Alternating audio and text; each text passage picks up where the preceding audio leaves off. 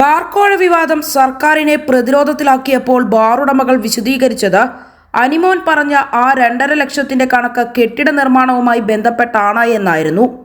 എന്നാൽ ആ പറഞ്ഞത് കള്ളക്കഥയാണെന്നാണ് തെളിവുകൾ പരിശോധിക്കുമ്പോൾ വ്യക്തമാകുന്ന കാര്യം. കെട്ടിട നിർമ്മാണത്തിനായി ബാറുടമകൾ പണം പിരിച്ചു എന്നത് ശരി തന്നെയാണ്. അത് 1 ലക്ഷം രൂപ വീതമായിരുന്നു. 472 പേരിൽ നിന്നായി 4.5 കോടി രൂപയാണ് പിരിച്ചത്. ഈ പണപ്പിരിവ് നേരത്തെ തന്നെ നടന്നിരുന്നു. പണം നൽകിയവരുടെ വിശദാംശങ്ങൾ ഏപ്രിൽ 1 വാട്സാപ്പ് ഗ്രൂപ്പിൽ ഇടുകയും ചെയ്തു. അപൂർവം ചില ബാറുടമകൾ 50,000 രൂപ വെച്ചും പിരിവ് നൽകിയിട്ടുണ്ട്.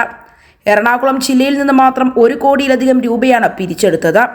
ഇതിനുശേഷമാണ് മദ്യനയം തങ്ങൾക്ക് അനുകൂലമാക്കാൻ വേണ്ടിയുള്ള ശ്രമങ്ങൾ നടന്നതും. അതിനുവേണ്ടിയാണ് അനിമോൻ പറഞ്ഞ ശബ്ദരേഖയിലെ 2.5 ലക്ഷം എന്നത് വ്യക്തമാവുകയാണ്. അതേസമയം ബാർക്കോഴ വിവാദത്തിൽ അന്വേഷണ സംഘത്തിന്റെ മൊഴിയെടുപ്പ് തുടരുന്നു.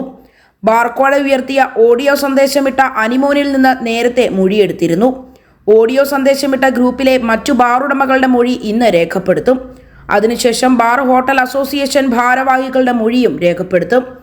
വിവാദമായ ശബ്ദരേഖ ബാറുടമ സംഘടനയുടെ സംസ്ഥാന വൈസ് പ്രസിഡന്റായ അനിമോൻ നിഷേധിച്ചിട്ടില്ല. വിഷയം രാഷ്ട്രീയ ആരോപണമായി സർക്കാരിനെതിരെ തിരിയുമ്പോഴും കോഴ വിവാദത്തിൽ മൗനം പാലിച്ചിരിക്കുകയാണ് സർക്കാർ.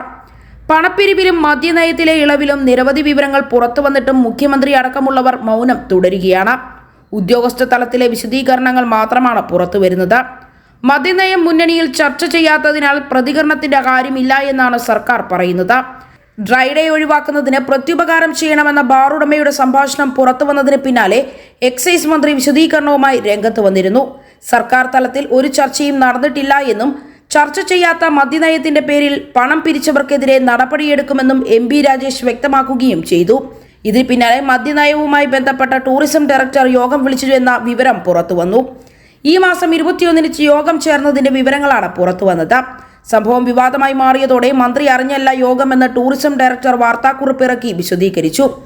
ടൂറിസം ഡയറക്ടർ പറഞ്ഞതിൽ കൂടുതലൊന്നും പറയാനില്ല എന്ന് ടൂറിസം മന്ത്രിയും വിശദീകരിച്ചു. ഇതിന് പിന്നാലെയാണ് സംസ്ഥാന ഭരണത്തിലെ ഏറ്റവും വലിയ ഉദ്യോഗസ്ഥന്റെ പത്രക്കുറിപ്പ് പുറത്തുവരുന്നത്. സർക്കാർ നയങ്ങളുമായി ബന്ധപ്പെട്ട് എല്ലാ കാലങ്ങളിലും ഉദ്യോഗസ്ഥർ ചർച്ച നടത്താറുണ്ട്.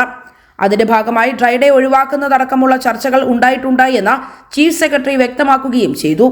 മദ്യനയത്തിൽ മാറ്റം വരുത്താൻ പോകുന്നുവെന്ന പ്രചാരണം അടിസ്ഥാനരഹിതമാണ് എന്നും ചീഫ് സെക്രട്ടറി വാർത്താക്കുറിപ്പിൽ വിശദീകരിച്ചു. എന്നാൽ വലിയ വിവാദമുണ്ടായിട്ടും വിശദീകരണങ്ങൾ ഉദ്യോഗസ്ഥ തലത്തിൽ മാത്രം ഒതുങ്ങുകയാണ്. ടൂറിസം ഡയറക്ടർ പറഞ്ഞതിനേക്കാൾ കൂടുതലൊന്നും പറയാനില്ല എന്ന് ടൂറിസം മന്ത്രി മുഹമ്മദ് റിയാസ് പറയുന്നുണ്ട്. മുഖ്യമന്ത്രി മൗനം വെടിയണമെന്ന് പ്രതിപക്ഷം തുടർച്ചയായി ആവശ്യപ്പെട്ടിട്ടും പ്രതികരണമൊന്നും ഉണ്ടായിട്ടില്ല. എക്സൈസ് മന്ത്രി വിദേശയാത്രയിലാണ്. സർക്കാർ തലത്തിൽ എന്തെങ്കിലും തരത്തിലുള്ള ചർച്ച നടക്കാത്തതിനാൽ കാര്യമായ പ്രതികരണങ്ങളിലേക്ക് മന്ത്രിമാർ കടക്കേണ്ടതില്ല എന്നാണ് ഇടതുമുന്നണി നേതൃത്വം വ്യക്തമാക്കുന്നത്. സംസ്ഥാനത്തെ മദ്യനയത്തിൽ ഇളവ് പ്രഖ്യാപിക്കണമെങ്കിൽ ബാറുടമകൾ കോഴ നൽകണമെന്ന തരത്തിലുള്ള ശബ്ദ സന്ദേശമാണ് അനിമോന്റെ പേരിൽ നേരത്തെ പുറത്തുവന്നത്. 2.5 ലക്ഷം രൂപ വീതം നൽകണമെന്നും സംഘടനയുടെ സംസ്ഥാന പ്രസിഡന്റിന്റെ നിർദ്ദേശമനുസരിച്ചാണ് പണപ്പിരിവെന്നുമായിരുന്നു ബാറുടമകളുടെ വാട്സാപ്പ് ഗ്രൂപ്പിൽ വന്ന സന്ദേശത്തിൽ പറയുന്നത്. എന്നാൽ സംഭവം വിവാദമായി മാറിയതോടെ പണം പിരിക്കാൻ ആവശ്യപ്പെട്ടത് സംഘടനയ്ക്ക് കെട്ടിടം വാങ്ങാനാണെന്ന വാദവുമായി അനിമോൻ രംഗത്തെത്തിയിരുന്നു.